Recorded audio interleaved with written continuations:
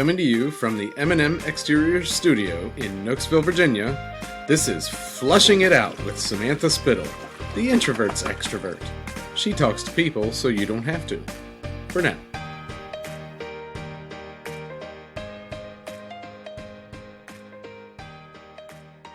Welcome back to Flushing It Out with Samantha Spittle. This week's guest is Susan McCorkindale. Thank you for joining us, Susan. Thank you for inviting me, Samantha. I'm so glad. You are an New York Times bestseller author 2 times, right? Uh-huh. Yes, ma'am. Yes. You're a TEDx speaker. Uh-huh.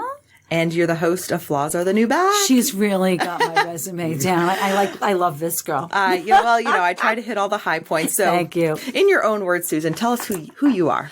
I'm a mom. I think first and foremost, I'm a mom. And I have 2 sons, and they are the reason I breathe. I am. I'm a writer, and I do have an online series that I'm really enjoying doing. And I did just give my first ever TED Talk, TEDx Tyson's. And I get teased all the time by my girlfriends because they catch me on the whole first ever, huh, Suze? I'm like, yes, I want there to be more. More, yes. And I really felt great about doing it. I still feel very passionate about the message. And I do love to get, I never met a mic I didn't like, so. Hey, we have that in common. We do. Samantha, we have plenty in common.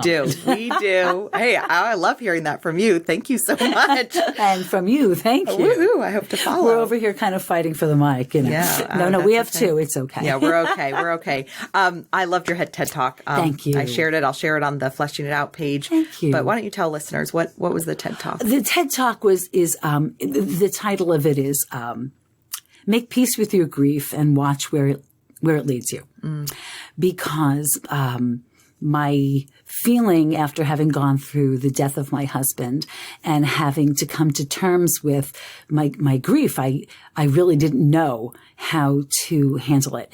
And I did not appreciate any of the platitudes. We don't know what to say. And in this country, sadly, we really don't handle grief very well. Yep. And it makes us panic. Yeah. So we walk into a situation where somebody is grieving, and what do? We say, oh, I know just how you feel.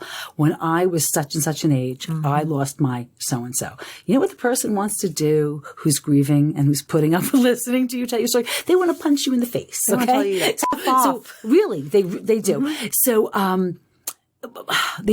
what I wanted just to share in this talk that I gave is that it was very important for me to become silent, just to make myself be still and sit in my terrible, awful pain and work it through.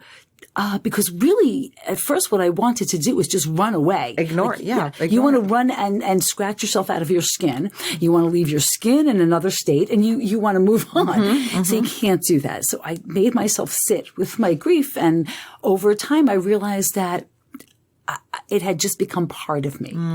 And I talk about that in my talk, and I encourage people to hang in there. Don't quit. Just sit there until you can take it. Yeah. You're past the point of I can't take it. You can take it. Now it's part of you. Now, what are you going to do with it? Like the fuel that is it going to fuel you? You can, this is crazy, but you can get good stuff from grief. Yeah. I say in the talk, I could have gone out and built a memorial to Stu.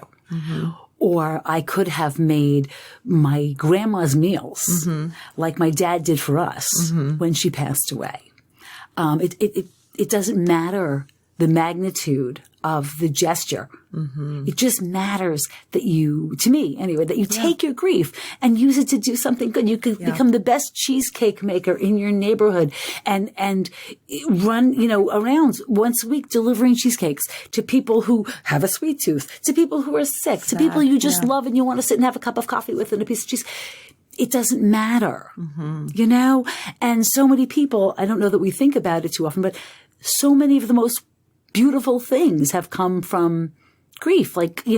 James Taylor's song Fire and Rain came from his discovery as being told that his one of his closest friends had committed suicide. He sat down and wrote that song. It's one of the all-time, bestsellers. Yeah. So many beautiful things have come from grief, and I don't have to write Fire and Rain. Yeah. I just have to, and in my case I did, pour myself into my sons, particularly my eldest, who has autism, high-functioning autism. And when he was diagnosed, they told us he wasn't going to drive or live on his own or go to school or have a job or manage his own money.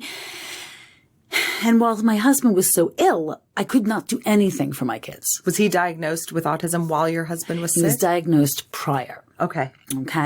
But so anything we had going came to a standstill, when Stu got sick. So after Stu passed away, I was like, oh, really? My kid can't? No one gets to tell me what my kid can or cannot do. And no one tells my kid what he can or cannot do. Yep. And I went over the top. As I say in my talk, I Googled, I researched, I made phone calls, I hired job coaches and mentors. And, well, we proved them wrong 10 times over. My son does everything they said he wasn't going to do. And to me, was that good? Yes. Heck yeah. When you're grief-stricken, any day that you can get up and get your kids to school on time, that's a win. Yep. And if you can get dressed first, please, like I say, somebody should make margaritas. It should be a party. It should If you can actually put on clothing and then drive your kids to school when you're crying. Yeah. And if you can't, go in your PJs. Oh, always. Well, that's how I did it at first in my PJs. Get in the car. Darn it. Mommy's driving you. Let no one see mommy. But anyway. Big sunglasses. I don't know if this is an answerable question, but what? Try me, Samantha. I will. We talked about sitting in our grief, and I think just sitting in our feelings is such an important thing. So, but what does it look like? I mean, does sitting in your grief or sitting in any emotion, does it mean checking out from life, you think? Does it mean going through the motions? You know what?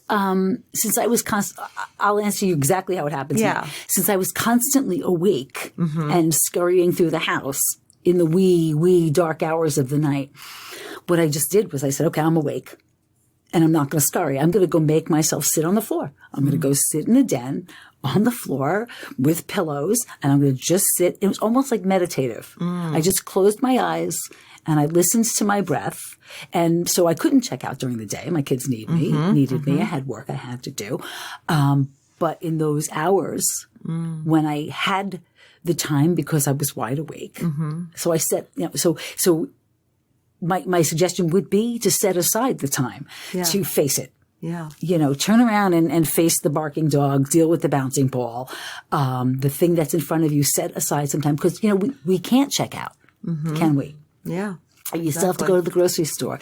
You still have to take care of the house and the kids and the laundry. And if you're working, you still have to do your job. Yep.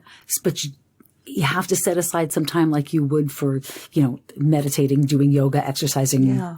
So that's how I did it. I quite literally sat down and did it. I like that. And what came to me as you were talking is I thought so many times I feel like we're afraid to give into our emotions. It's like letting the floodgates down. Right. And that, it's kind of like with crying. If I start to cry, it's just going to be that ugly cry. But it reminds me, it's like it doesn't last forever. The rain won't last forever. Right. The sun will come out again. And I wonder if the more we let ourselves fall into those emotions, the beauty of that is that we see the recovery. For me, the waves coming in and out is such just riding the wave. And the more you ride the wave, the more you see that you come out of it. Yeah, you do. I think that a lot of times when we are sitting with grief or anxiety and we're afraid we're going to cry because then we're afraid we're never going to stop crying, it would be brilliant. And I'm the greatest offender. I talk about flawed, okay? Yeah. I never want to cry. I am always petrified that I will not stop crying. And I don't care how ugly it gets. I'm just afraid I'll never stop. Yeah. And then, of course, if I just did it, well, it would be over that much faster and I would be through it and I would see that I have gotten through it. Yes. And yet I'm so reticent. I can walk around choking from wanting to have a good cry and not letting myself have that good cry. And I keep pushing through it. And I don't think that's a very healthy thing to do. Yeah. See? So I find music for me helps me get that big cry out. Because if I'm also in the same place where I can't quite do it, it used to be movies or TV shows I think I would watch because I didn't really know what I was if I didn't, I just needed a good cry to have a good cry. But with having some, heavy stuff on my heart, for me, it's listening to music kind of in the car allows me to have that nice deep cry and then pull it back together, I probably shouldn't have a deep cry driving, but if you're pulled over, and you got your flashers on, cops don't mind. They'll come over and they'll give you tissues, bottles of water, offer you chocolate. They're very nice. Oh, very good. Yeah, it's good. Very good. But I should do that. I should probably do that. I don't want to cry. I don't want to give into it. Yeah. I don't want to take the time. I have other things I have to do. And it's like we don't value that. Right. That's not productive. It's ridiculous. And I would be more productive. And I would be productive with less panic and less anxiety if I would just cry. Oh, well, I've got some songs to suggest on your drive home today. I can hardly wait. We can give that gift to you. Thank you, Samantha. I love you. I love you too. My pleasure. Just awesome. Well, tell us about your books, because you are a New York Times bestselling 2-time author. Okay. For now. There's room to grow that list. There's always room for improvement. Yes. But tell us about, you have a really neat story. And if our listeners could not already tell, we are kindred spirits for many reasons. But one is that we are both Jersey girls. You're born and raised. I'm spent a lot of time. And you just love it there because it's New Jersey. There's just something about it. There are two kinds of people in the world. People who are from New Jersey and those who wish they were. I mean, we could really twist that for anything. Yeah, and in my family, we do. There are those who are Italian and those who wish they were. So we do that. Yes. But I love my Jersey people. Jersey, my peeps. My Elaine Manning is retired now. But anyway, I'll live. So my books. So you were living in New Jersey, and we were living in New Jersey. I was working in New York City. Had a nice big job. It was very cool to be in New York City. And I used to step outside, taxi cabs, multiple options for shopping and eating and all kinds of, You were living the New York dream. New York is cool. I went to school in New York. I loved New York. And so that was what was happening. And we had the opportunity. My husband's big brother purchased a farm, a working farm, a 500-acre working farm in Upperville, Virginia. And he needed someone to be there to manage it. And this was post 9/11. Mm-hmm. And lots of people were moving. Yeah. And we were considering moving as well. So I remember that. We moved to this farm. So my first book is called Confessions of a Counterfeit Farm Girl because it just chronicled all of my ineptitude. Talk about flawed. Ineptitude on the farm. Talk about a switch from New York City. I was a fish out of water. Yeah. And the book stemmed from emails I was sending people, just my girlfriends back home. Mm-hmm. Like, I have chickens. I'm not supposed to go to the store for eggs. I'm supposed to collect them. I don't want it. They smell. Did you guys know that? Oh. Like, they smell. Like, this is what I was writing, though. Did you know that chickens? My girlfriends were like, they're all like me. So they thought this was a riot. Yeah. So at some point, my friend Maggie says, you really ought to post this to a blog because we're sharing this stuff everywhere under the sun. And it would be easier if we could all go to one place and then share the link, whatever. Okay. So I set it up as a blog, and another friend had gone to school with a woman who became a literary agent. Mm. And this other friend said, hey, would you check out my friend Susan's blog? So I got the opportunity to turn it into a book, and sometime way down the road, it was very joyous to discover that, Penguin wanted to publish it, which was very cool. And really it was just a collection of my mishaps and misfortunes on the farm and things that I did actually think were funny that I thought would be great to do. And my husband, the logical one, was like, we are not ever doing that. Do you understand? I wanted to buy these hogs. I think they're called Hampshires. They're really pretty. They're black hogs with a white band around their body. And I was like, wow, that's pretty snazzy for swine. Yes. I wanted that. Yeah. And my husband was like, okay, that's never going to happen. Okay. Yeah. So that was my first book. Oh my gosh. And I started writing my second book, like pretty much before the first one came out. And it was going to be another compilation of my Susie mishaps and hijinks and hilarity ensues. Exactly. Kind of like, Green Acres, part two. Mm-hmm. Okay. Or Big Business. Do you know that movie from the 80s? Oh, yeah. With Bette Midler. Oh, and Mary Tomlinson. Is that it? Oh, yeah. It's a classic 80s Lily movie. Tomlin. Lily Tomlin. Thank you. Yeah, I got to see that. They're twins that, they're born and then they get swapped. So they're supposed to be identical twins. It's two sets of identical twins, but then they think they're fraternal twins because it's each character. And one lives in the big city and one lives in the country. Yeah. Cool. I think it's on Disney Plus or something. It's a classic. I must see it. Robert, we're watching Big Business tonight, babe. If you're listening to this. I love that. Yeah. Okay. Sorry. It's Side okay. note, It's all good. It's all good. I always like to, throw in a nice new reference for a new people. Reference. I like that. I have to watch that. Okay. Yeah, I like them both. So, well, my second book started out being more of the same, and I was enjoying writing it. And then my husband was diagnosed with pancreatic cancer.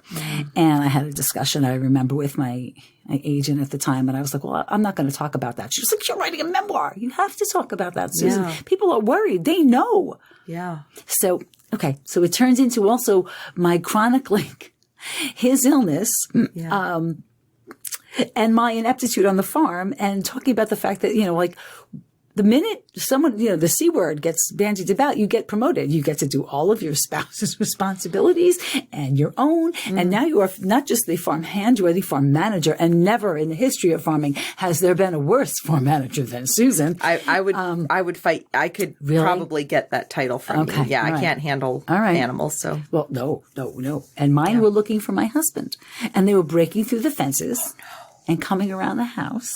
We had a goat get in one day. All my younger son's fault, not my fault, but get in looking for Stu. They were all out there waiting for the big man with the range cubes and the feed and the love. Wow. So I was really bad. I mean, we had fence boards down. It was crazy. One time the goats got out, they got out into the road, and I didn't know. I was in the house with Stu, and he was sleeping, and I didn't know.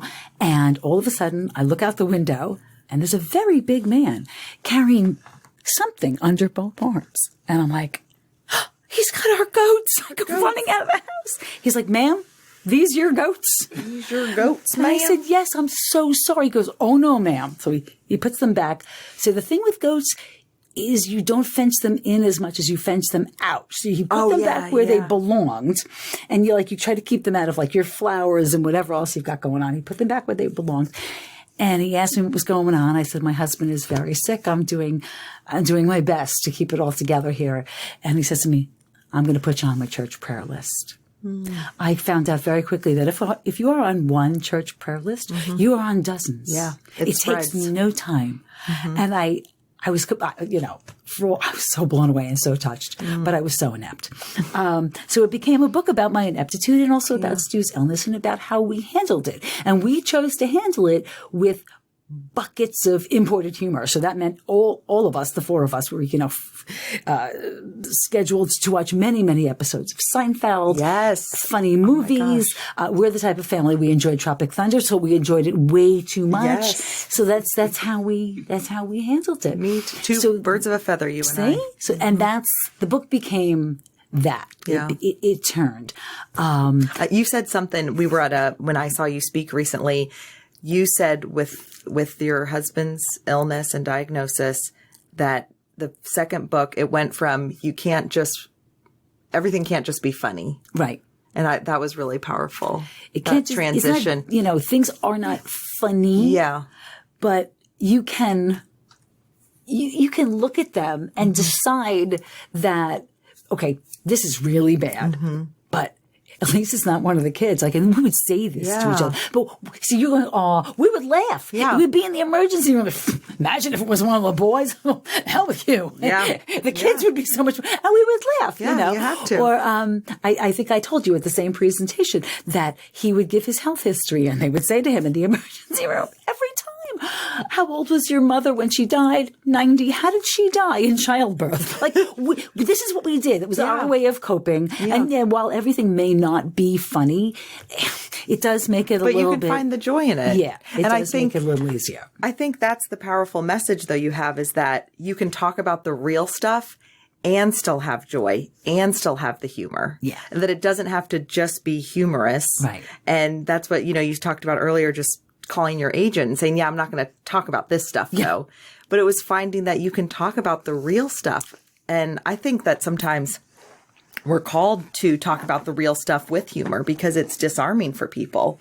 It allows it to plant it in their hearts to hear the message where instead of building up that wall before you come in. I like to think of humor as the opportunity. Like I let myself find the funny. Yeah. Okay. So if something strikes me as funny right in the middle of doing it, like no matter how scared I just was, like trying to give him a shot and shooting it at the ceiling that day. Oh my God. If I let myself laugh. Yes. And for me, that gives me a momentary distance. Yes. I get to step back, get my act together, and go forward with whatever it is that I got to handle. Giving him a shot, getting him to the doctor, finding the children. Who knew where the children were so many afternoons? But for me, humor is the equivalent. I think I said that that day, so forgive me. But it's the equivalent Our listeners haven't of heard, girl. Go on.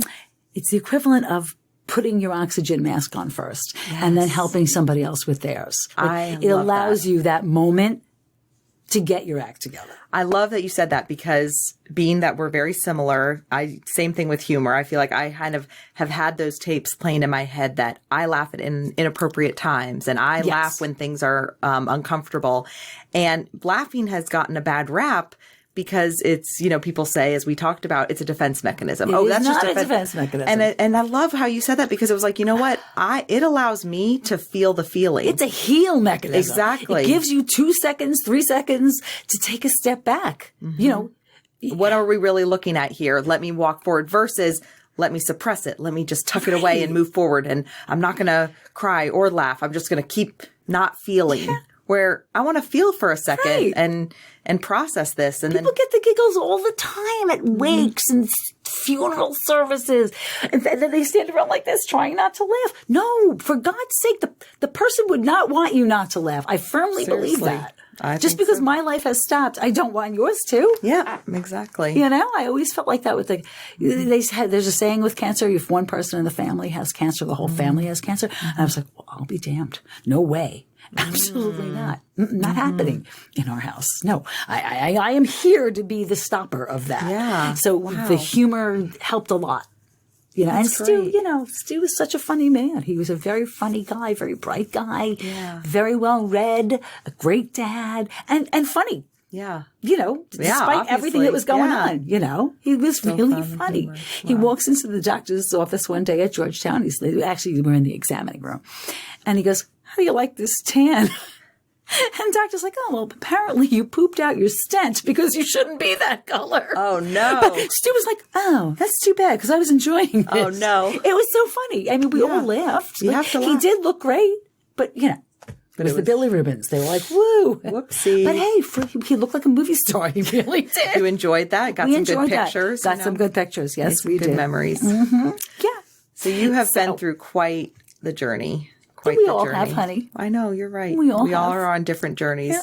And that's, with comedy, I've been thinking about it, is that I think comedy many, many times comes from the places of pain. Of course it does. But as you said, exactly, the grief, though, it leads to goodness. That's right. And I mean, I think that's true. And if it's not true, who cares? Because I might as well live my life believing that, that good comes from you're not believing You're not believing anything harmful. Exactly. So I'll take that one. Yeah. But I just think that, when we talk about the pain with people, that's what connects us. It's the human condition. That's right. And, just that the comedy, the laughing is a way to put your story out there and make it, I don't know if digestible is the most appealing word, but I think it just helps it easily. I think you connect with people when you're willing to do that. Yeah. It's, goes to being vulnerable and being willing to share and actually create a relationship with somebody you just met or you've only met them a couple of times, but you get that good feeling, your gut saying, this is a good person. I'd like to be friends with them. So then you're more apt to, if you're me, you're completely apt to being open and say, I'm going to tell you about such and such that happens. Yeah. And you just have to, I think, first, do a check-in with your gut. Make sure you're not sharing, not personal secrets from the family, vault or something, but whatever, with somebody you really can't trust. You do have to be aware of that. Yeah. But it goes, I think, to being vulnerable, to being willing to share that this is, like you said, the human condition, and we all have things. Yeah. And it's nicer to share those things so that other people don't feel alone. Yeah. It's funny. As you were just saying that, I thought, yeah, we all have our journeys, and what's one thing is appropriate for someone to share might not be appropriate for someone else. And so for you, with being able to talk about your grief and that journey, with taking care of your husband, I mean, for someone else that might be too painful to talk about publicly, but what a blessing you are to them to hear it. To at least hear it. Yeah, So, thank you for saying that. Yeah. I would not have referred to myself as a blessing, but thank you. Oh my gosh, you are a blessing. Well, I was thinking about it because I said, I tell my funny story of, pooping my pants. And yeah, love that. Not everyone wants to admit that, and that's okay because not everyone's meant to. It's okay. So there's things that I can't talk about that other people do, and what a blessing. It's like I just think we all kind of need to walk into the space that we feel called to walk into. Well, we do. It'll be a blessing to others. So. It is. You're right. I think you're right, because I can relate to your story, and I can say, okay, thank God I'm not the only one who's ever done something like that. Like the other day, I was telling a friend that I recalled a moment of walking into a big meeting, and I looked great, and I was prepared, and I reached into my pocketbook to get a pen, and I pulled out a tampon.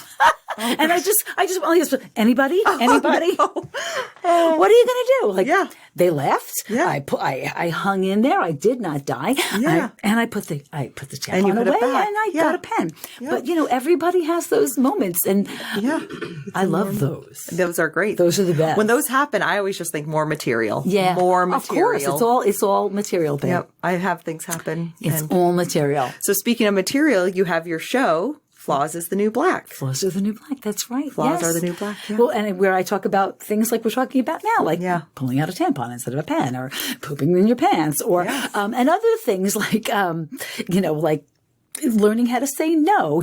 We don't know how to say no. You said, I'm here to tell you. Are you ready? Yes. Say it. Tell it. Say it. No is a complete sentence. It is totally a complete sentence. Mm-hmm. Just stop. Just stop. No. That's it. And No, I will not. And don't say anything afterwards. And if you are really having a hard time with it, don't even make eye contact. Your boss says to you, "Can you work late tonight?" No. And you just continue to turn and pack up your papers, and the boss will stand there for a moment. And then probably just say, okay, and walk away. Mm-hmm. Don't feel the need to fill in the dead air. Mm-hmm. Women do that a lot. Totally. And men can have trouble with it also, just because they're feeling like, I probably should give him an excuse. Mm-hmm. No excuse necessary. Yeah, these are the things I talk about on Flaws Are the New Black. I love that little show. I have so much fun.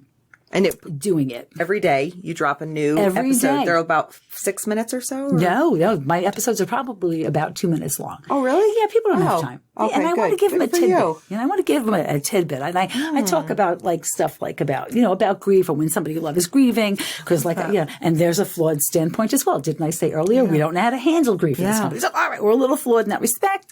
What else do I talk about? I talk about how we all, rush and put pressure on ourselves to be so much further along the line in what we're pursuing. So recently I just was like, dudes, take it at your own pace, okay? Let's take a breath here. So it's all grist for the flaws are the new black mill, And I post them also on LinkedIn every single day. And I get such great response from these folks. I have all these crazy new friends. I don't mean crazy. I mean crazy from the perspective of, I can't believe I have friends in India and Spain and all over they're so lovely. And they message you and message me. They're like, how did you do your subtitles? I'm like, I use this service. Get right out there. Go now. Like, we're friends and we help each other along. And they like the videos, and it just cracks me up because I think they're hysterical. I enjoy doing them. And I just can't shut up. So I always have something to say. Thank you. And thank you for not shutting up. Thank you for continuing to say it, because your voice needs to be heard. Oh my God. Somebody asked me, what's one of the funniest kind of responses you've ever gotten? And I said, it always strikes me as funny is when I'm the first one that's ever said something along the lines. Yeah. No is a complete sentence, or let it unfold. Or, like my mother's been telling me to let it unfold since I was 12. And if I had once listened to the woman, I might be like, I don't know, Bill Gates, Elon Musk, Jeff Bezos. I don't know. She's very smart, and I did not listen enough. I say that a lot too about my mom. My mom is brilliant. My mom is, I would like a do-over from like the age 8 on. You know what I mean? Just to like listen. But all of that stuff, I love just taking my little tidbits that I've learned over the years and sharing them, because also lots of times it just cracks people up. It does. Cracks me up. It does. It's fun to share those things. What do you feel like is a takeaway from this new phase of life with pursuing the flaws? I think that flaws are the new black is I think it's like a wraparound. Now, I don't know how best to say that. Like, it's like the container into which I have poured all of my thoughts about resilience. Resilience. See, I have this feeling, and I'm not a resilience researcher. I did not. I just play one on TV. But you literally. walked. Yes, but, you do. But I have walked. But you have walked, and you don't need to qualify yourself. Recent oh my episode. God, I just qualified. Because you are an expert, because you have been resilient. I have. That's also just a great way for me to show that I That was saw really that. funny. You did. You saw that. That's hysterical. Stop that. I heard it from the best. Oh my God. So my overarching theme for me is that I really try to encourage people to build resilience before you need to. Yes. So with the whole flaw thing, it's like, look, there are always better ways to handle things. And I'm happy to talk with you about them, about the no and the, let it unfold. Those are all great. When we learn those things, and we also learn, though, to cut ourselves and our flaws a break, grace, we build resilience. Yes. So it all has that tie-in for me. Yes. And I don't think we need to wait until we're put in a situation where we're tested, where someone is sick, or something horrific happens. You lose your house, you lose your job that you've had years at. I don't think we need to wait to build, to find out, number one, how much resilience we have, or to build resilience. We can be doing it. It's like a muscle. Yep. They say like you can work your abs every day. Like I don't, but what? They say, they say you can. Well, resilience is that exact kind of muscle. Yep. You can work it every single day. Wow. And have fun with it.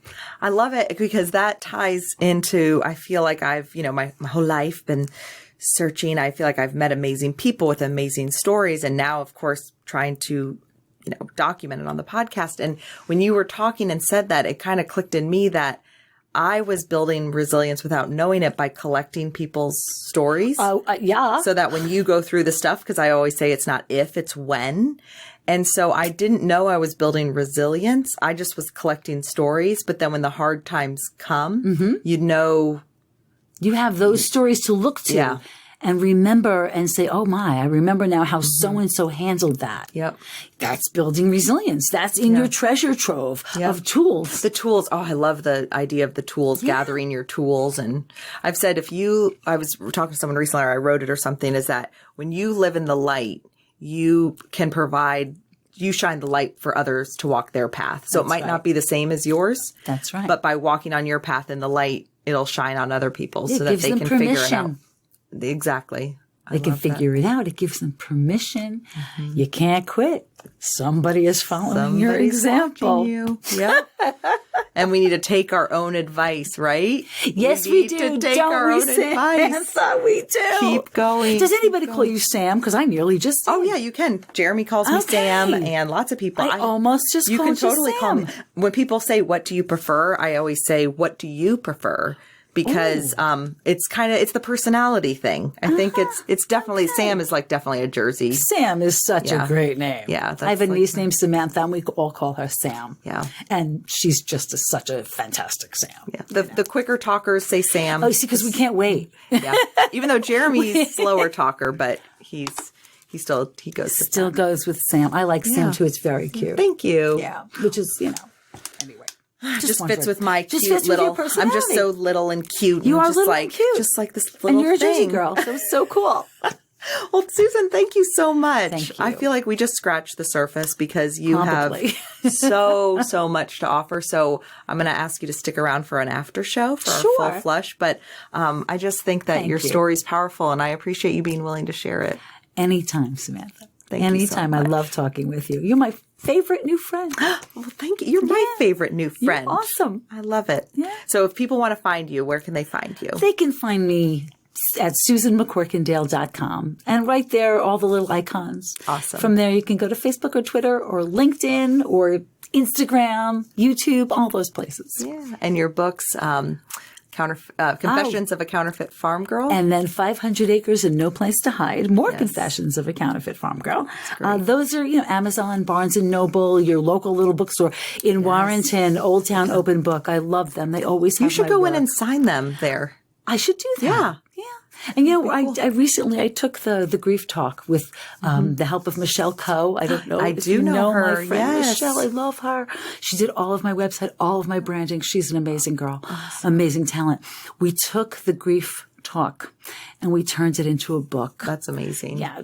I think it would be a nice gift for people who don't know what to say because really there's nothing to say. So just bring the book. Yeah. To be able to take with them to make a condolence call. So that's going to be available on my website. Oh, I'm looking forward to that. And I think it'll be short and sweet because, it's hard to digest a lot in one time. So I think that'll be the quick and it's perfect. pretty. It's gorgeous. Michelle did a great job. That's wonderful. Thank you. Well, thank you, Susan. Thank you, Samantha.